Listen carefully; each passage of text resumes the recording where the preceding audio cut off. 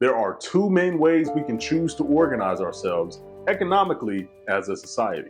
There's socialism and there's capitalism. And right now, the majority of the planet is stuck sitting in the worst possible option of the two.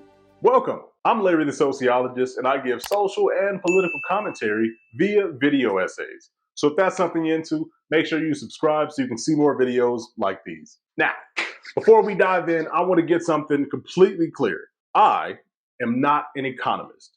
I am somebody who just cares deeply for justice and equality. I really wanted to know why our world works for some, but fails for so many, in so many aspects. I have, however, read several books, articles, and essays by economists, though. People with skin in the game, people with PhDs, peer-reviewed research, and actual experience being an economist. People like Robert Reich, Ha-Joon Chang, and Jason Hickel, just to name a few. And in saying that, I also want to say all credibly sourced links will be in the description of this video. Please don't take what I or anybody on social media says for face value. Please check the facts for yourself. With any luck, this video will not be a dry academic lecture. I want to walk through the history, mechanics, and real-world consequences of these systems. We're going to get to the bottom of why capitalism, by its very design, requires inequality, and how socialism presents a human-centered alternative. We're also going to look at the brutal, documented history of what happens when people have tried to choose that alternative.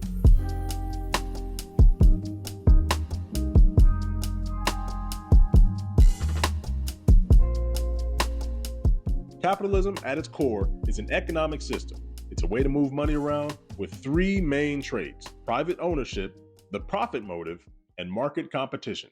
Now, private ownership is pretty straightforward. This just means that the factories, the land, the corporations, these are owned by either an individual or a group of private individuals like an executive board. Profit motive. This means that the main reason for all economic activity is in the pursuit of profit. Get a bag. And if you got a bag, get a bigger bag. And lastly, there's market competition. This is really just the idea that competing firms will drive innovation and keep prices low.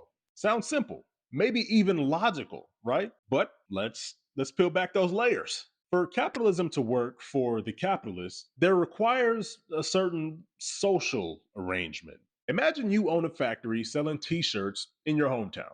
Your profit, the money that hits your company's bank account, is the difference between what you sell your shirts for and what it costs to make them. You know what's one of your biggest, just most inflated costs? Labor, paying your employees to make the shirts. That's the most expensive part. Now keep in mind, you still have the profit motive. You still want to get a bigger bag. Not to mention, you got market competition. Up the street, there's a factory also selling t-shirts. They're trying to take your customers away. They're trying to undercut you with the price. They're trying to get lower prices than you. You have a direct incentive to keep your prices as low as possible, but to maximize your profit. So that means you have a direct incentive to pay your workers less. But the people doing the labor for your business are directly incentivized in the other direction. They want to make as much money as possible from their labor because they need that money to survive. Both the laborer and the owner have competing interests.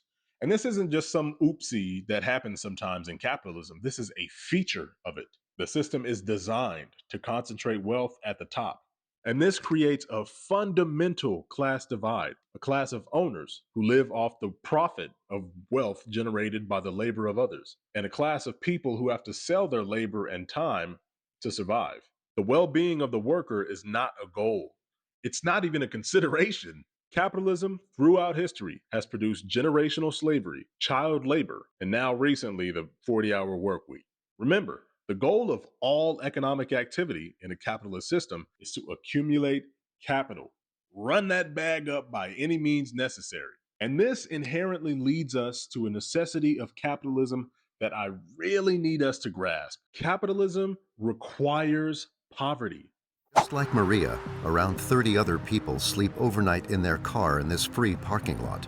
Nevertheless, most of them work. They're security guards, Uber drivers, secretaries, or even computer technicians. It needs that pool of desperate and unemployed workers. That way they'd be willing to accept low wage, bad condition jobs. They wouldn't really have a choice but to take the most undesirable, unwanted positions. I'm looking at you, Amazon. And it also keeps wages down. If workers know that there are 10 people desperate to take their job by any means necessary, they have no bargaining power. They can't demand higher wages or better conditions or more benefits or anything. Scarcity and insecurity for the majority are the engines of wealth for the few. And chances are, if you're watching this in America, you know this is not just a theory. It's visible in the massive growing wealth gap we see in every capitalist country. Income inequality is defined as the uneven distribution of money within a population. And this is evident in all capitalist countries. In the US alone, the average CEO earns 300 times more than their average worker. This is not evidence of a system that's broken. It's working as intended. As a matter of fact, let's do a thought experiment. Let's say you're a benevolent CEO. Let's say you give your workers amazing wages. You exploit them as little as humanly possible while still getting the profits and, making money for yourself. How crazy would it be if I told you the state would legally step in and mandate you to cut it out? Don't believe me? Here is a real historical example. The year is 1914, and Henry Ford, the founder of Ford Motor Company, does something radical. He uses the company's massive surplus profits to more than double his workers' wages, to what became the famous $5 a day. His reasoning was revolutionary. He wanted his workers to be able to afford the very cars they were building. He saw that paying workers would create a virtuous cycle, boosting the entire economy. But the shareholders, the Dodge brothers, sued him. They argued that Ford was misusing their money, that corporate profits legally belonged to the shareholders, not the workers, which is insane because the workers literally build the cars that you sell for profit. Without the workers, there's no how. Anyway, let's get back to the story.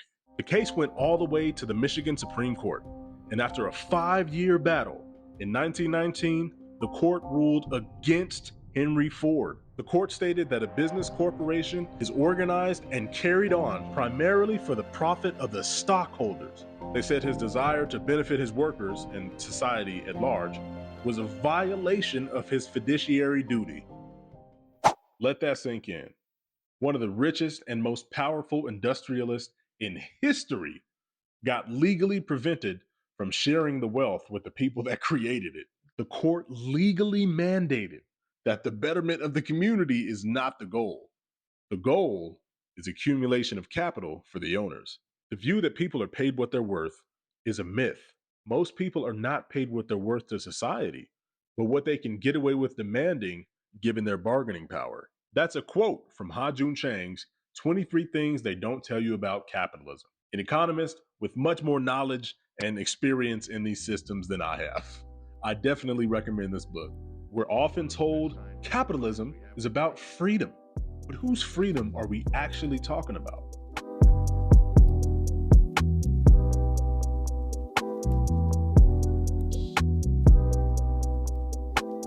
Just like with capitalism, we can break up socialism into 3 main traits: social ownership, human-centered production, and democratic planning. Social ownership means the major industries, the natural resources, the key infrastructure, these are socially owned. This can happen by way of the workers being owners of the business or ownership by the communities that these businesses are in. The idea is to eliminate the capitalist class that lives off the ownership of property and other people's labor.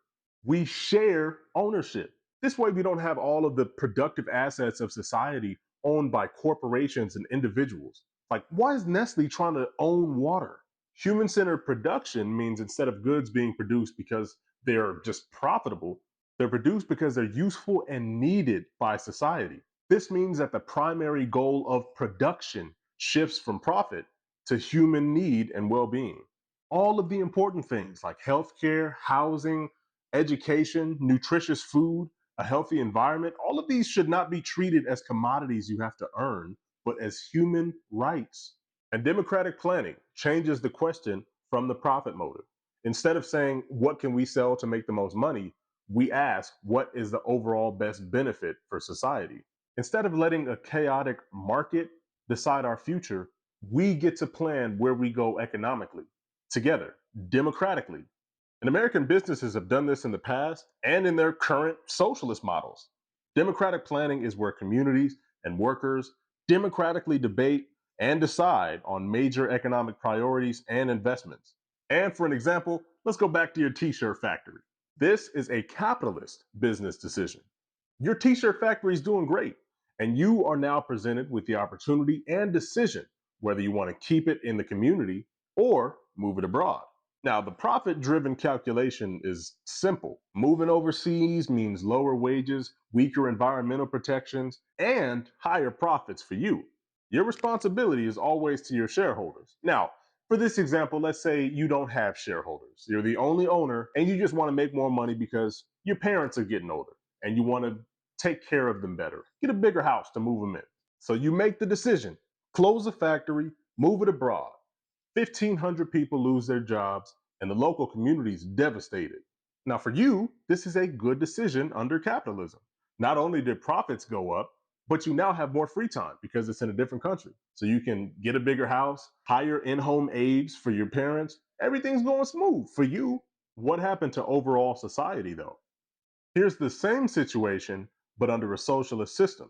The t shirt factory is now a worker cooperative, owned and run democratically by the people that work there.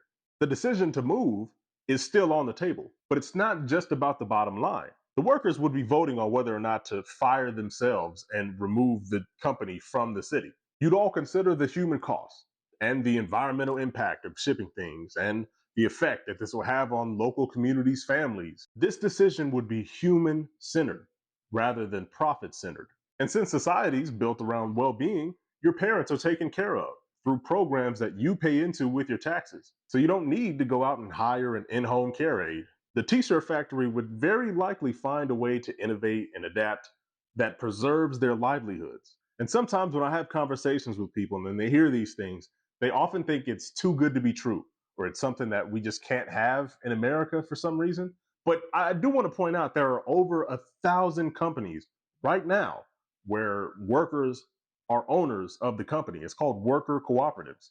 This is a business and we're a co-op. We all have to have a strong mentality that what Evergreen and Ohio Solar is trying to do is going to work for us in our community.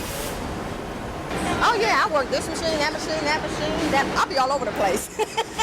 We own this place. That's an extra reason to go to work, you know. Say like it's a house. If you rent it, not so much, but if you own it, you know, that's a big deal. There's tons of alternatives to capitalism. We have credit unions serving almost half of all American adults, proving that finance doesn't have to be predatory. There's consumer co-ops, which are businesses that are owned and run by the consumers of that business, like REI or maybe your city-owned grocery store. And we also have community land trusts fighting to keep housing affordable. We've got little sprinkles of socialism around the US now, but with socialism embedded in our most important industries, then people would be able to see actual impactful change.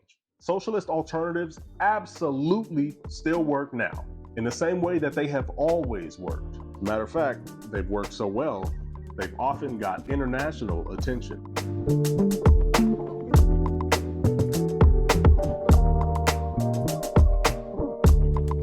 Sometimes I hear people say, if socialism is so great, why has it failed everywhere it's been tried? And when it's asked in good faith, I love this question. It's honestly the most important part of the conversation, at least in my opinion, because the history of socialism in the 20th and 21st centuries is not one of independent, individual experiences of countries just trying to share the wealth and just not making it. That's not what's been happening. It's a history of what's been relentless, often violent, external sabotage. The capitalist world, which is all of the rich Western countries led by the United States, has waged a continuous hidden war against any country that decides to build their economy outside of the capitalist framework. And they've been caught doing so repeatedly. I'm going to share with you some declassified, verified historical facts. But before I do, I want you to understand something. All of these facts will be about democratically socialist governments and countries. This means they held an election and the majority of people wanted socialism and its benefits. This is what it means to nationalize an industry. That means you vote to make the profits shared by everybody as opposed to one company or one executive board of a company. Iran, 1953. The democratically elected Prime Minister, Mohammed, I'm sorry, comrade. I'm not even going to try to pronounce bro's name here, but it's on the screen, was overthrown in a CIA orchestrated coup. His crime? He nationalized the Iranian oil industry, which had been controlled by the British-owned Anglo-Iranian Oil Company. The coup reinstalled an authoritarian whose brutal secret police, Savak, was trained by none other than the CIA. This was done to protect Western corporate profits and control over a vital resource, oil. Chile, 1973. The socialist Salvador Allende was another democratically elected leader. The U.S. President, Richard Nixon, told the CIA to, quote, make the economy scream. In Chile, they funded opposition groups, spread disinformation, and destabilized the entire country for regime change. This led to a violent coup led by Pinochet, who instituted a brutal U.S.-backed dictatorship that tortured and murdered thousands. And also, to add to this not-so-fun fact, the economics of this U.S.-backed dictatorship came straight out of the Chicago School of Free Market Capitalism. What a coincidence! The Congo, 1961. Patrice Lumumba, the first democratically elected prime minister, was a Pan-Africanist and a socialist who sought true independence from Belgium. We know now through declassified documents that the CIA planned to assassinate him, and he was eventually murdered in a plot involving the US, Belgium, and domestic political rivals. He was replaced by, you might guess this one, a US-backed dictator who plundered the country for decades. And this wasn't a pot that America only had its hand in. Other Western countries of Western corporations showed their ugly faces whenever their profits were threatened. Burkina Faso, 1983. One of my favorite people in history, democratically elected Thomas Sankara. He nationalized all land and mineral rights, declaring the country's resources would belong to its people. In practice, this meant that the profits from French mining companies were now going to building schools and hospitals in Burkina Faso, not mansions in France. And with this money, he launched a massive vaccination campaign that vaccinated almost 2.5 children in weeks, built roads and railways without foreign aid, launched a massive literacy campaign, increasing the literacy rate from 13% to 73%. He was moving on behalf of his country, and his country loved him for it. In 1987, though, there was a coup backed by French intelligence services and the Ivory Coast. Just 4 years of tremendous progress, and it was over almost in an instant. He disrupted the profit motive, and he was punished for it. He was murdered for it. Replaced by a new guy who came in and reversed all of his policies, of course. This is just four countries massively disrupted by 4 Western corporations. Indonesia, Brazil, the Dominican Republic. There are so many more stories just like these. This is what's called capitalist imperialism, the military and political arm of the economic system. When a country votes to use its own resources for its own people instead of foreign corporations, it's viewed as a target. I say these terms like economic interest and regime change as if they're abstract concepts that are almost weightless words. But let me paint the picture of what it looked like for people that were actually on the ground in these countries. In Chile, it looked like fighter jets bombing the presidential palace to overthrow a democracy. It looked like the tortured body of a folk singer, Victor Jara, left in the street as a warning to anybody else who would dissent. In the Congo, it looked like the first democratically elected leader in history being executed and his body dissolved in acid, just to make sure there would be no legacy, no grave to visit. This is the real, historic, bloody cost of protecting corporate profits. This was the price that was deemed necessary to pay so that Anaconda Copper could keep its mines in Chile, and Union Minerais could keep its cobalt in the Congo. The next time somebody tries to tell you socialism just doesn't work, remember these stories. And also remember, the enforcement of the free market has always come behind the barrel of a gun.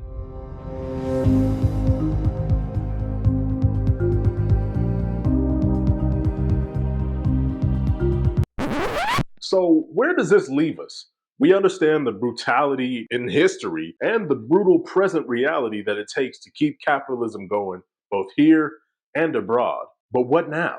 The path toward a socialist future is the path toward democratizing everything. It's about asking the fundamental question: should we use wealth to enrich the whims of the wealthy, or should we use wealth to care for overall society? And it's not about perfection. As human beings, I am positive, even with a socialist economic system, we're still going to run into some problems. Now, no doubt these problems are going to be significantly less in scale than the problems we have with capitalism, like ecological destruction, insane income inequality, and just general imperialism. But not as big as those problems, I'm sure. But honestly, it's about direction. It's about choosing an economy centered on human life, rather than one that takes damn near human sacrifice to profit. The first step is just understanding the system that we're in and understanding the brutal lengths that its beneficiaries will go to in order to keep it, maintaining and protecting the status quo. The next steps are small changes that we make to our lives, consumption habits, our civic engagement habits, all to realize that new chosen economy. Maybe after you understand firsthand the horrors of imperialism, maybe then you would stop supporting a corporation that is stealing land in Chile, or something like supporting socialist candidates whenever they run for political office in your community. These small changes in ideology, in consumption, in civic engagement, this is the revolution. I want to thank you for taking this walk with me through these economic systems. This is a conversation I believe we all need to be having. Let me know your comments down below. And remember, friends, a better world is not only possible, but it's been fought for centuries. All we got to do is pick up the torch.